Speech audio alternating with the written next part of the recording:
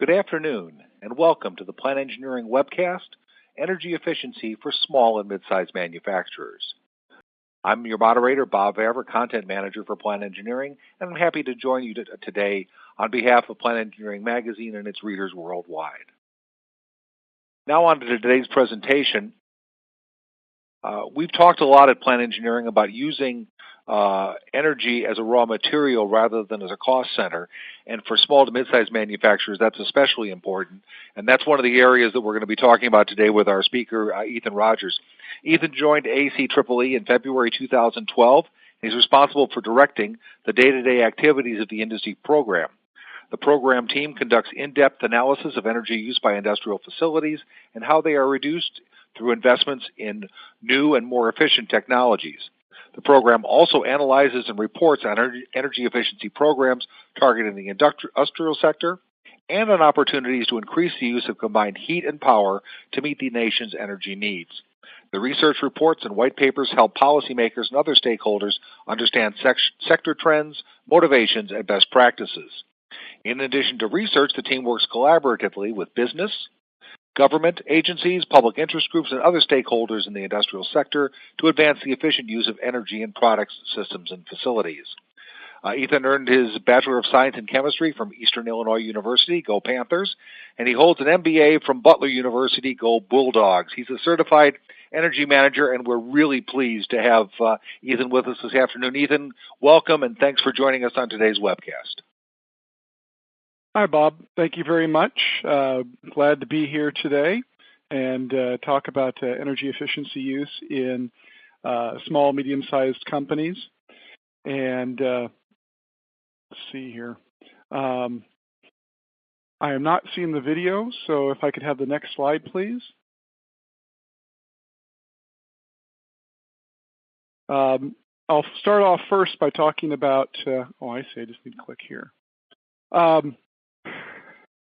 ACEEE, we're one of those Washington, D.C. organizations that believes in something, and we believe that energy efficiency is good, which sounds kind of like a no-brainer, but one person's energy efficiency benefits us all. And so we do research, as Bob mentioned, and we organize conferences.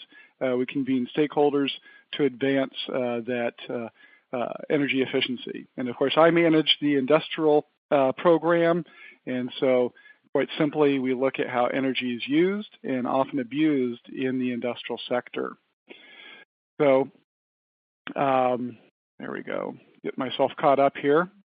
Today, I'd like to talk to you about energy efficiency programs that target the industrial sector, talk about the types of programs, give you some examples of those, talk about the funding for them and how much funding there is, and then get more into the details of those targeting and appropriate for small and medium-sized manufacturers.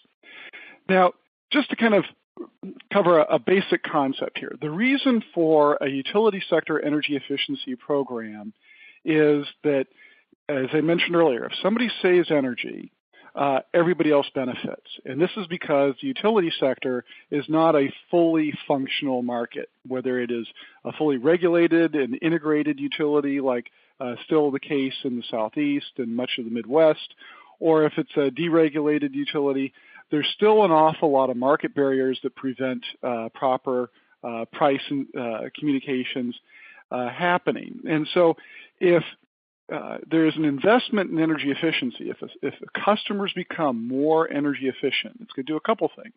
One, it's going to reduce the demand for energy, which means in the wholesale markets, the prices will come down, and it will reduce the need for additional transmission and generation. So there is a collective benefit that happens as a result of investments in energy efficiency. So this is why the federal government, state governments, and local utilities, public utility commissions are all interested in encouraging energy efficiency. And the industrial sector is one of the most cost-effective places to find energy efficiency resources, and that's because they tend to come in big gulps, right? You make a 100 horsepower energy motor more efficient, and it might save you $10,000 a year. You have to place an awful lot of small light bulbs to get that kind of savings. So a lot of utility programs are looking at the industrial sector, and even more so, they're looking at small and medium-sized manufacturers. But there are many challenges here because, as anybody who's worked in a factory, it's got unique needs. Much of the energy is consumed in the process that is unique to that facility. Projects can take multiple years for them to be implemented, for the energy savings to actually be realized. And evaluating these types of projects can be complicated. You have to establish baselines beforehand. You have to do measurement afterwards. And so there are many challenges in general for providing energy efficiency programs to the industrial sector and specifically to small and medium-sized manufacturers. And I'll get into the details of those challenges a bit later on. But let's talk about industrial energy efficiency programs in general. They fall into roughly these categories: prescriptive incentives, custom incentives, strategic energy management or training types of programs, market transformation, and the last one is kind of somewhat of a subset, if you will, of a custom program. It would be a self-direct option. And as you can see here, each has its own benefits, it has its own weaknesses. It all depends on, do you want to be very specific in what you're trying to encourage, or do you want to give the customer flexibility? Are you trying to reach all customers within a certain rate class, or are you just trying to get big gulps of energy savings from a few? But let's start with prescriptive rebate programs. They tend to be the most common. My guess is that if a utility in your service territory is providing energy efficiency programs, this is the first thing they're going to provide, and that is a fixed rebate for some type of purchase of a device, like an energy efficient motor, a variable speed drive, a lighting system, or something like that. And usually it's a very fixed incentive, like $10 per horsepower for a high efficiency motor, which may not seem like a whole lot, but again, the purpose here is to encourage a company to purchase something more efficient than what they would do otherwise. And so if there's a 10% difference in the cost of something that's highly efficient and something normal efficiency, they want you to get that additional efficiency. They're trying to encourage a change in behavior. Probably one of the most common examples we see for this is the NEMA premium efficiency motors. These are the most efficient three-phase motors that you see in commercial and industrial facilities. And the incentive programs that I have seen for these tend to offer a certain amount of money per horsepower. And that dollar amount is based on many assumptions and calculations around the average duty cycle of that motor. So there's not really before and after measurement of energy use. They're just assuming a certain amount of energy savings, and the dollars that you get for that purchase are tied to that assumption. Many utilities are offering custom programs, sometimes also called standard offers. And the idea behind here is if you've got a bigger project, maybe you're upgrading a production line, putting in a heat exchanger, maybe even a new production facility, and they want you to make that as efficient as possible. So again, there's a difference between kind of the average and the best available technology. So they're going to provide an incentive that would be like $1 per kilowatt hour, or $1 per, actually it'd be cents per kilowatt hour, or a certain number of cents or dollars per kW, which would be, of course, a demand reduction, or in case of natural gas, it would be a value of money per therm, or 1,000 cubic feet of natural gas. Now, these can be a little bit more complicated because they want to know how much energy you're actually saving. So you've got to have some engineering analysis up front. There's probably going to be some post-implementation measurement and verification and validation that certain savings were made, so that, again, their utility program, that efficiency program, is investing money in these or providing financial incentives for these investments so that generation, transmission, and distribution assets don't have to be purchased in the future, so that the wholesale price of electricity might come down. Those types of, so they're just looking to create that incremental benefit. So here's an example. The Energy Trust of Oregon, for their small industrial program, provides an incentive of 25 cents a kilowatt hour or $1.50 per therm. And they do a calculated savings, and they work with vendors to both identify these projects and to do a lot of the number crunching on it in terms of energy savings. Here are some other examples. As you can see, these, I think very often energy efficiency has a reputation of being something that's just for the Northwest and the Northeast, but they're actually throughout the country. You can see here Wisconsin, Minnesota, Colorado, Ohio. These types of programs are quite common throughout the country. Another type of program, and this would be kind of the extreme version of a training program, is strategic energy management. And the idea behind here is to take energy management and make it part of a company's way of managing costs. I suppose most of you out there are very familiar with ISO 9000, which allows you to monitor quality. It's a management system for quality. 14,000, management system for environmental compliance. There's also 50,000 for energy management. And then there's a lot of different additional pieces of how you might manage energy. But what they are doing out in the Pacific Northwest, and this program is operated by the Northwest Energy Efficiency Alliance and the Energy Trust of Oregon, is that they work with companies to implement an energy management program. They train people on common best practices, documentation, and essentially building energy costs into how they run their business. So it's a very holistic approach to energy use. Market transformation, some of the oldest programs out there are market transformation. And these have to do with changing what is consumed in the market. So it's if you think about the pipeline for a product, kind of go back in time and in distance, maybe if you will, to the manufacturers. And it's getting manufacturers to manufacture more efficient products. It's getting distributors to carry more efficient products. It's educating consumers about products that will help them save energy. So it's very much about changing the dynamic of what people use, not so much providing them a financial incentive. So these programs have proven very effective. I mentioned earlier the NEMA premium motor.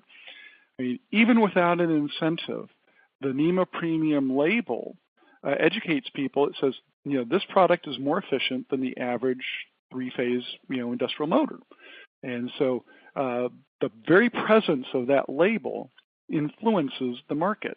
It influences what people purchase. It can become a purchasing specification that people use.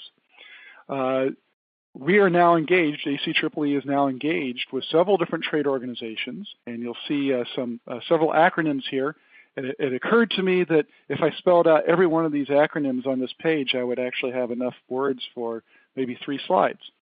But the partners we have on this are the Air Movement Control Association, the Compressed Air Gas Institute, the Fluid Sealing Association, Hydraulic Institute, and the National Electrical Manufacturers Association, which are the respective trade organizations for industrial fans, compressors, FSA is joints, seals, HI is pumps, and NEMA is are motors and drives. And we're working with utilities and energy efficiency organizations to create a voluntary performance label for integrated products, such as in the case of, let's say, a pump, you would have a variable speed drive, you would have a high efficiency motor, you'd have a high efficiency pump, and you would have some type of control loop that allows that all to operate at a higher level of efficiency than a conventional technology.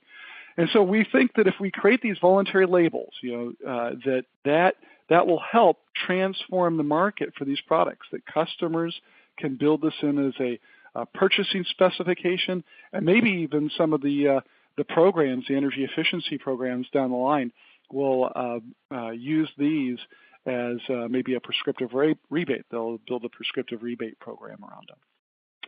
I mentioned that self-direct programs, this is somewhat of an option to a custom program. And the idea here is that there's some customers out there where so much of their energy use is in the process, and their processes are so specific that they just need a bit more flexibility. And so the idea is, in exchange for that greater level of flexibility, they would be able to self-direct or control the money. Maybe it would go through the program administrator and back to them with approval of the project, or maybe they would just have to provide documentation, or maybe there'd even be a reverse auction where people bid into the program so many kilowatt hours of savings for so much money.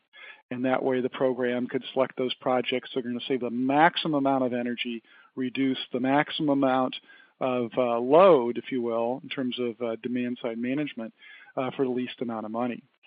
So like if you're an aluminum smelter, which does not really fit into the category of a small or medium-sized manufacturer, and most of your money or most of your energy is used by creating a three-phase short across dirt and turning that into alumina, there's not a whole lot you can do year to year to make your system more efficient, but you can over time maybe make investments in better electrodes and better crucibles and things like that. So that's the idea behind the self-direct program.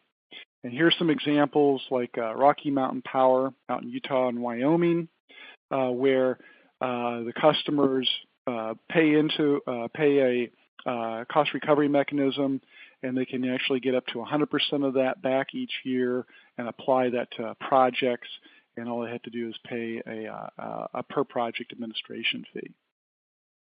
So where's the money coming from for these energy efficiency programs? Most of them come through some type of volumetric charge on energy consumption, and that will vary by rate class. So you'd have residential, you'd have small commercial, industrial maybe, medium-sized industrial, large industrial, where you're taking it transmission grade. It might be determined, it's certainly going to change by utility. Each utility has its own rate classes, and whether or not one exists in the first place will be determined by the state legislature, and the details of it will be constructed by the state's Public Utility Commission. However, there are some utilities that just build it into the rate base. And the thinking here is that they have a public obligation to serve, and they have an obligation to do so at the least possible cost. So they would look at a portfolio of options to meet that need, and they're going to purchase, if you will, energy resources that meet that need. And since energy efficiency is one of the least cost resources, they will purchase all cost-effective energy efficiency, and then they will purchase conventional generation resources and transmission resources.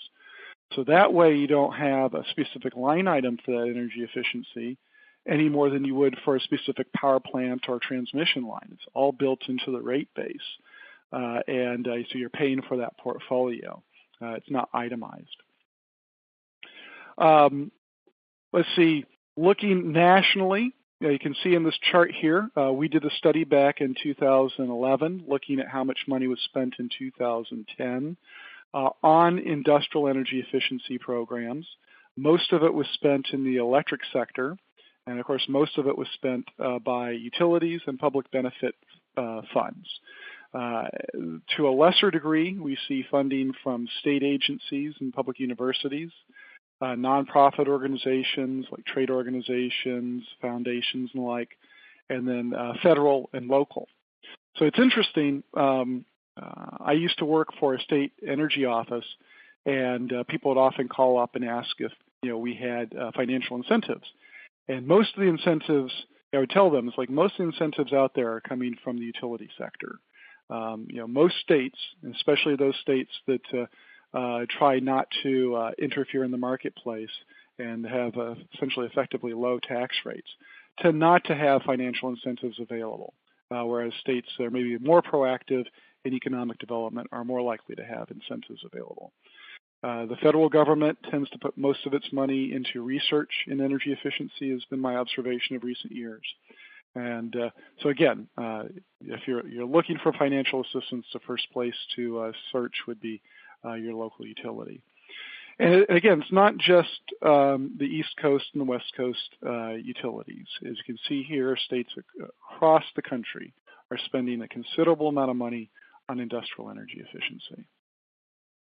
So getting into the details and challenges of small and medium-sized manufacturers, there are a lot of them, right? But they don't represent so much energy use per facility. And so they've been somewhat neglected by efficiency programs because there is a kind of high transaction cost here. You know, if you've got to, if you're motivated to keep your program administration costs down, you're going to be looking at the customers that can give you the biggest gulps, if you will, the biggest bites of energy efficiency. And so somebody who's spending $100,000 a year on energy efficiency is going to have pretty close to the same transaction costs as somebody spending $1 million a year on energy, I should say on energy. And so your opportunity is much greater with that second customer. But if utilities and these programs are going to be effective at meeting their goals, they're going to have to go after this customer class. And there's certainly, it's going to be, as I often like to observe, you know, you've got a choice. Energy efficiency is kind of a pay me now or pay me later type of issue. You know, you can either buy energy today, I should say, you can either invest in energy efficiency today or buy more energy in the future. And when you're buying energy, you're making a choice of whether you are going to pay for people or pay for energy. It tends to be that the more people you employ, the more efficient you can be. And I could get into that in the Q&A session, kind of my philosophy on that. But I think that when we look at small and medium-sized manufacturers where employment is always really, really tight, when you save them money, you really can be, you know, creating the opportunity for another job or maintaining a job. It can be that much difference, you know. So it is an important target from a policy standpoint to go after small, medium-sized manufacturers. But they are, again, they've got challenges, and they've got challenges that the large manufacturers don't have or tend not to have, and that is cash flow. Cash flow is king. You know, anybody who has ever been in charge of a budget knows this. And so it really can cause these companies to be more focused on first costs than life cycle costs. These companies generally do not have people who can be dedicated towards energy efficiency, you know, managing energy. It's often something that you have to, you know, the person in charge with energy is also in charge of 10 other things. And so they don't have a chance to focus on it. And many times the purchases happen when something breaks. So you buy the same thing that you are replacing, right? Instead of thinking about, you know, do I want to replace this pump and motor with the very same thing, or do I want to go out and get a more efficient thing? Well, to make that decision, you have to know what the more efficient thing is, and you've got to keep production operating today, so you buy the very same thing that you've got. So you build in that inefficiency for the next 10, 20 years. And the place where they might learn these types of things, you know, trade associations, professional societies, they may not have the time, or they may not get the membership fees covered through their employer, and so get that exposure. So what we see, though, again, kind of going back to the types of programs that are offered to manufacturers, is we see audits. They'll do energy audits. They'll provide prescriptive rebates, some type of custom rebates. Many times utilities or efficiency programs will host workshops and provide online informational materials and resources. So And these things actually do tend to work for SMMs. The more easy, or I should say, the easier it is to apply for them, the better. They don't have a lot of people, a lot of time to spend filling out forms to apply to these programs. So prescriptive rebates tend to be easier.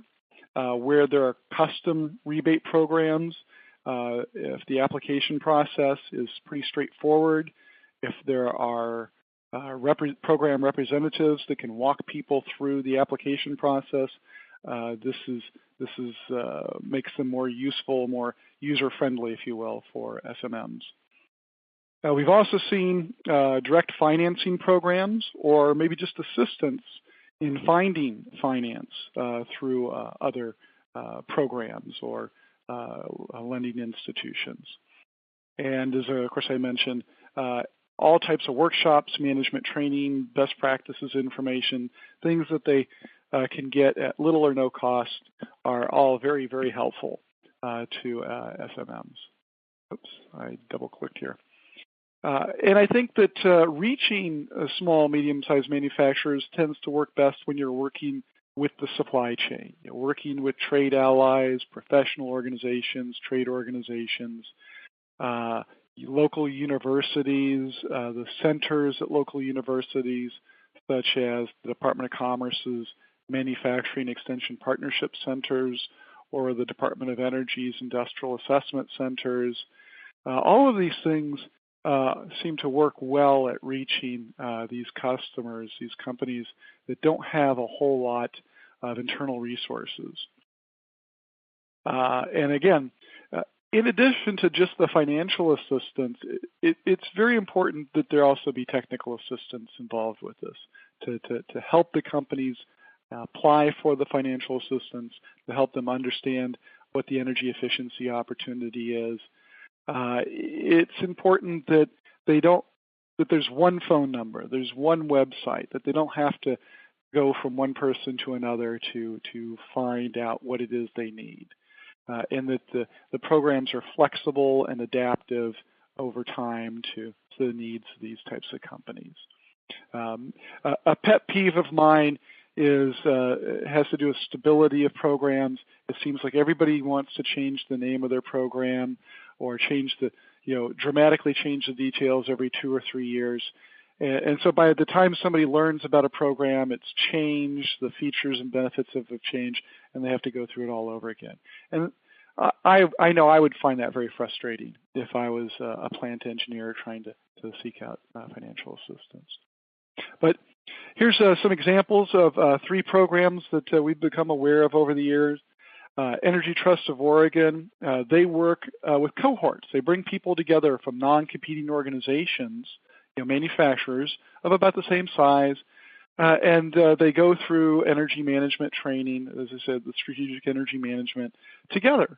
So there's this, you're learning, let's say you're in a food processor and the other person's in a metal fabricator. You're not competing with each other, but you probably both have some similar systems. You can both learn about compressed air. You can both learn about perhaps boiler optimization, that type of thing. The Northwest Food Processor Association, again, here they're bringing people from small, medium-sized food processors together in a non-competitive way. You have somebody making frozen foods, somebody doing something with fruits and vegetables, somebody else maybe a meat packer or something. They have similar processes, but they don't compete. And they can learn together and they can learn from each other. It's a much more catalytic type of learning environment. And then Wisconsin's Focus on Energy program, I know that it is currently going through some changes, but they've been taking a portfolio approach where they provide prescriptive rebates, they provide custom programs, a lot of technical assistance, energy advisors. So a nice, again, a portfolio approach that can help these companies no matter what their issue is. I mentioned financial incentives, of course, the utility incentive programs I just spent most of the time talking about, but there are also state efficiency programs, often organized by the state energy offices, sometimes even from the environmental offices. Federal agencies that are interested in energy efficiency include the Department of Agriculture, Department of Energy, EPA, Small Business Development Corp, Department of Labor. All of them have some effort underway to encourage energy efficiency. And of course, there are tax incentives at the federal, state, local levels. And then there's financial or unconventional financing, whether it's through community development bonds, utility loan programs, on-bill financing, such as the one out in California. Southern California Edison is making loans available to grocery stores, not to manufacturers yet, but it's essentially a zero-interest loan. As I understand, you pay it back through your utility bill. It just becomes kind of a rider on your utility bill. And something else that people may not be thinking about, but I think is something that if you're cash flow constrained and limited in your internal resources, a lot of companies are getting into providing energy services. And this is different, if you will, than a performance contract, which is very common in the municipal market, like for schools and courthouses and the like. But they're targeting the industrial sector. And the first time I heard about this, it was called contract air. Somebody takes over your compressed air system, and you just pay for a certain amount of, you pay by the CFM, let's say 100 PSI, or whatever the PSI is. And so, or you could do, steam the same way. But I've also heard and seen facilities where a third party comes in and takes over the whole powerhouse. They run the boilers, the compressors, the chillers, hot water, cold water, and so it becomes kind of an on-site plant utility company. And then I've seen other instances where they will build the facilities and they'll operate them and the like. So this is something that if you're finding it challenging to meet needs with internal resources, you might look at third parties. So the upside to this is you're going to save energy, and you'll ideally reduce energy costs because you're going to split the savings in some fashion, directly or indirectly. You'll be bringing in people who have expertise in this area a lot quicker than you can learn it on your own. And again, if you've contracted out maintenance, if you've contracted out payroll or something like this, it would function the same way. So it's the same kind of issue. The challenge, of course, or the downside to it is that you probably could do this all yourself and get all of those savings, right? And I like to say you're inviting strangers into your boiler room and into possibly your production facility. And I know how production people can get all itchy when somebody else starts turning knobs on their toys. So this is something that is going to have to be worked out. What is the scope of their responsibility? What is it that they can and can't do? You don't want to have any misunderstandings about what their responsibilities are and their authorities are.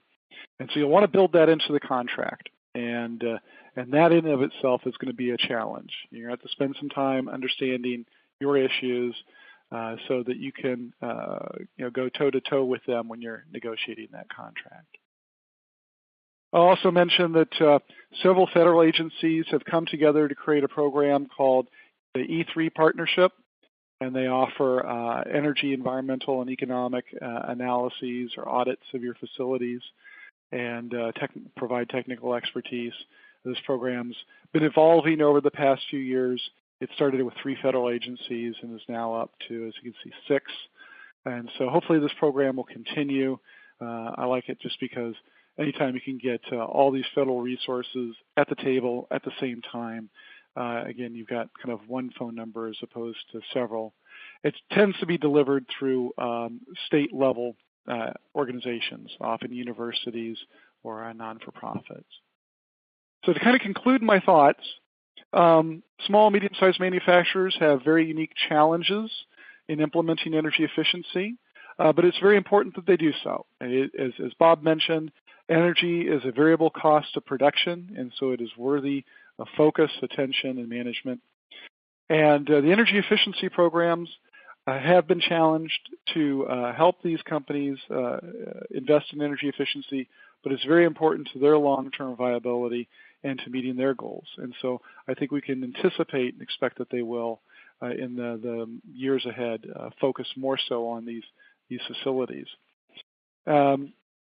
It's going to be important for the nation for these companies to become more efficient, because obviously there are benefits, competitive benefits, and cumulative or collective benefits from them saving energy. So I appreciate the opportunity to be here today and talk to you about this subject. It's very important to us. We've been focused on it for some time, and I look forward to your questions. I'll turn it back over to Bob. Thank you so much. Very good. Thank you so much, Ethan. Great presentation and very timely. Here's some of the citations during Ethan's presentation. As we mentioned earlier, you can download the entire presentation today with the tab on your console, and we'll be getting to as many questions as we can as time permits. You can type your questions for today's presenter in the Ask a Question tab, and we'll get to as many of those as we can. The presentation and the Q&A session will be available for on-demand viewing in a few days, and we'll send you an email when it's ready so you can share this with others in your facility. You can also access the webcast via the Plant Engineering homepage website. Ethan, let's talk about a couple of things right off the top before we get on to the formal questions. A couple of things that we talk about in the magazine and some of the issues that we've seen coming up. We talked about energy efficiency today in a very systemic fashion, from front door to back door. But there are opportunities within a facility that you may have more energy-intensive areas than others. A good example is your pumps, motors, drives, all that area within your facility. Can you talk a little bit about targeting some specific areas like this in both energy audits as well as trying to identify energy savings opportunities?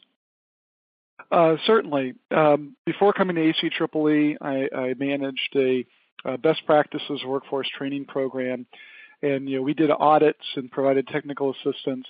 And it was always interesting to me that when I would do an audit, we would have our conversations in the hottest, loudest parts of the plant. And it occurred to me the reason why we're having all of our conversations in the loudest, hottest part of the plant is because that's where all the energy was leaking, right?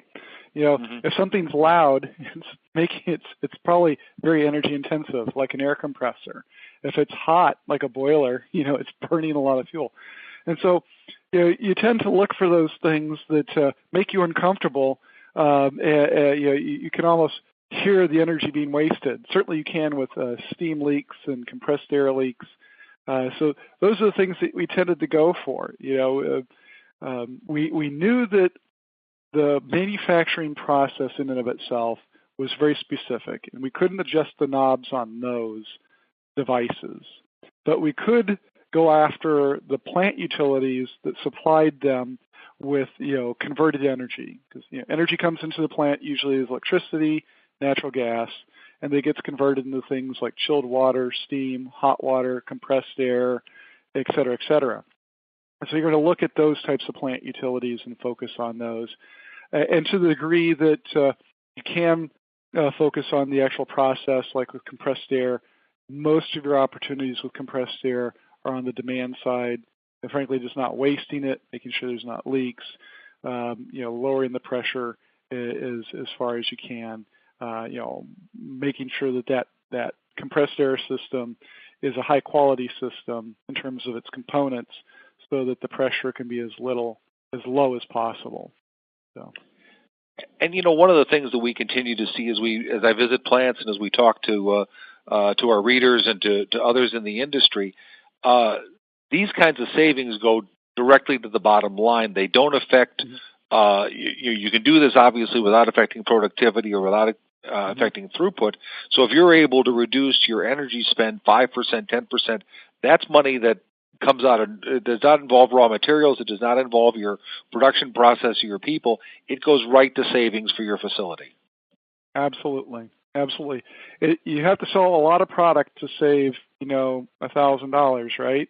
To get $1,000 of net profitability to your company, because, there's that margin on your product. But if you save $1,000, most of that trickles all the way down to the bottom line. So $1 saved is frankly worth more than a dollar earned. Absolutely.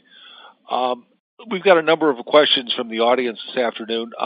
One is, you mentioned reverse auctions. Is this a concept, or is this actually available today in the electric utility market?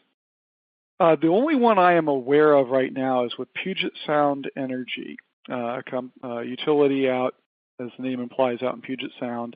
And their self-direct program, the manufacturing companies that are eligible for it, and I can't remember what the cutoff is, but it's essentially targeting companies, I think, like, let's say 10 megawatts or bigger, but I'm not sure that that's the number in terms of demand.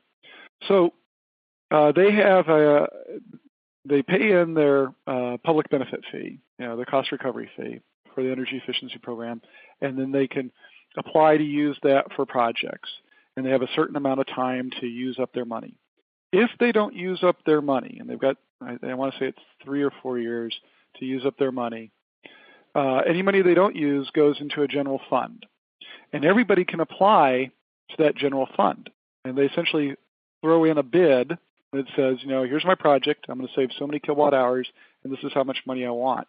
And the utility kind of inverts that, and it, gives out money until it runs out of money, buying the most power it possibly can.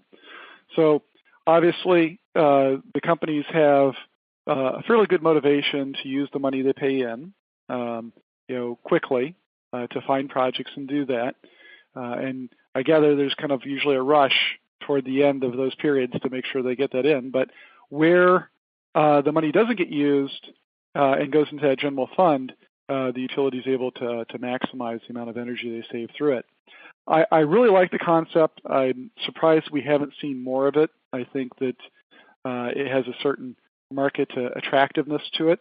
I suppose if you think about the markets that go on in the PJM, where you might sell energy efficiency into the PJM in the forward capacity market, functions in a similar way, but the details of that are, I think, more complicated than what I was alluding to.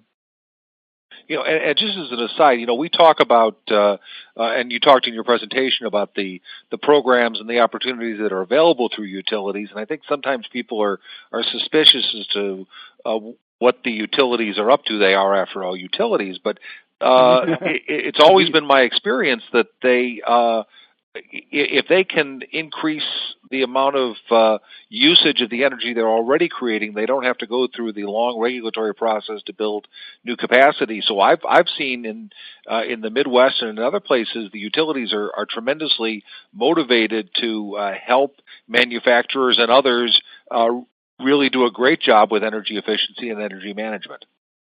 Yeah, I think so. I think that you've kind of hit it on the head. It's very difficult to build a baseload power plant these days, and maybe less controversial to build some of the natural gas turbine plants. But even those can run into a fair amount of, regulatory angst, if you will, and trying to get those approved. So, if you've got $1 billion to invest, which you can get cost recovery on, and you want to get the most resources out of that, you think about, well, I could build a new power plant, and it would give me a certain amount of capacity, and then I would have operational costs associated with that. Or I can go out and I can buy energy efficiency. And thinking about buying that much of a negative is, it takes a while to get your brain wrapped around that. But what I like to say is just kind of ask yourself, if I had $1 billion, could I mitigate the need for a baseload power plant?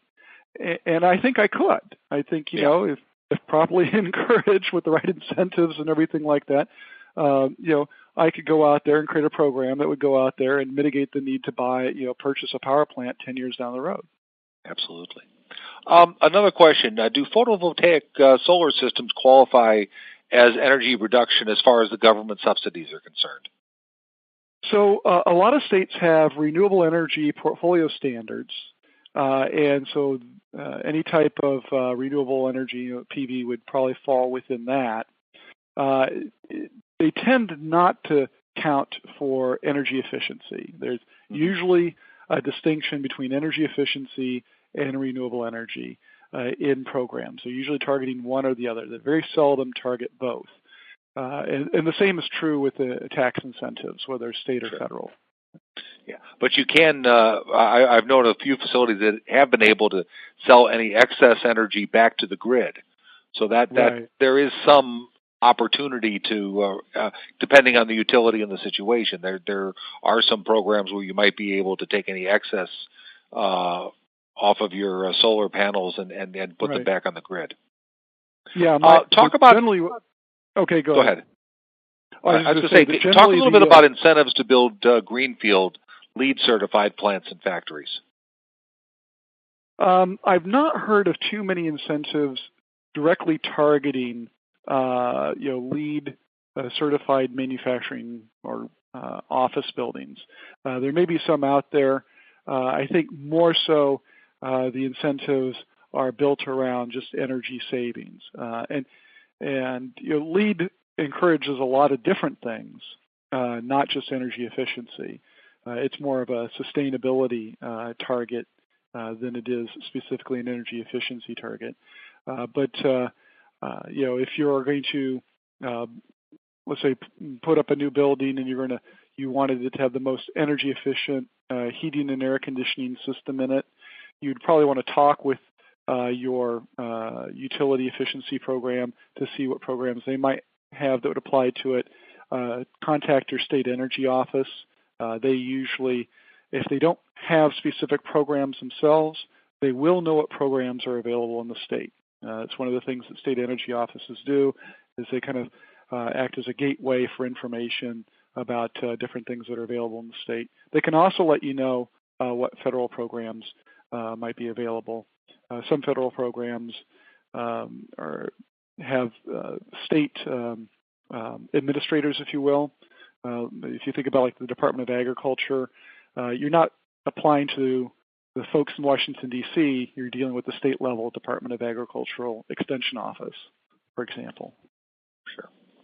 Another question from the audience. What do you think of the energy efficiency programs oriented to intelligent software to optimize plant operations instead of investments on equipment or machines? This is something that we've been looking at ourselves. I've done some research on this, and most of the programs are very asset focused, and we're putting forward the idea that if you can get high quality M&V data from this technology, that's pretty powerful. That gives you a much better or gives a utility program a much better chunk of information about what's changed than maybe a prescriptive rebate program would be. But their challenge is, the programs they run have to be approved by the Public Utility Commission. And the Public Utility Commission is going to say, well, what is it that we're buying? So I think we're going to see some change in this area. I don't know exactly how it's going to work its way out, but I think we're going to see more programs, especially custom programs, take on this challenge of, do they want to finance a building management system or a manufacturing control system, or in some way encourage that investment so that they get better data on other subsequent investments, because then they'll really know if energy has been saved. And as kind of a final point to kind of wrap this up before we finish today, one place that our research shows that still isn't being adopted by about half of our audience is energy audits, a place to be able to begin the idea of understanding what your energy usage is, both in terms of overall process, in terms of different parts of the operation, pumps, motors, compressed air, whatever it might be, as well as in different day parts. So the lack of an energy audit right now seems to be one of those areas that more manufacturers need to adopt. I would absolutely agree. And if I had any single recommendation about managing energy in the plant, is I would say incorporate energy into any existing quality management programs you have. You already have all those processes in place. Anybody who's engaged in continual improvement, whether it's lean manufacturing, Six Sigma, the whole alphabet soup of continual improvement initiatives out there. If you have an initiative like that, build energy efficiency into it. You've got the forums, you've got the processes. The sensors and meters are getting less expensive. It's easier to get the data than it's ever been before. So it's not the big challenge. I think energy is no longer that very difficult thing to measure. Absolutely. Well, I want to thank Ethan for a great presentation, and a lot of tremendous information is going to be of great value to our attendees live today, our attendees who are going to pick this up on demand and hopefully use and reuse this information throughout the course of the year.